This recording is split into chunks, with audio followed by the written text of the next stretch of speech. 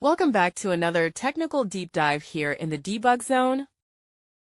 Today we're tackling a big question and breaking it down with insights from other users. Hopefully this clears up some misconceptions and helps you get the answer you need. So buckle up, stay a little curious, and let's jump right in.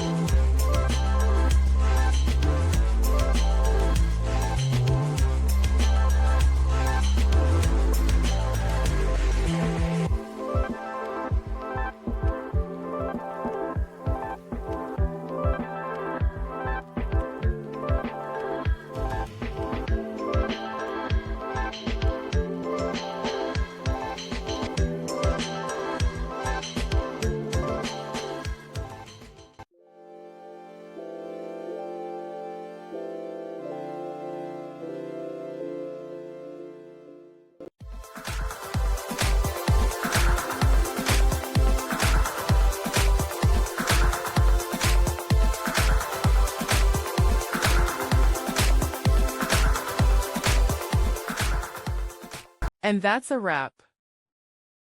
I hope you found the answer you were looking for. If you did, take a second to hit that subscribe button. It really helps out. And let me know in the comments which solution worked best for you. See you next time in the debug zone.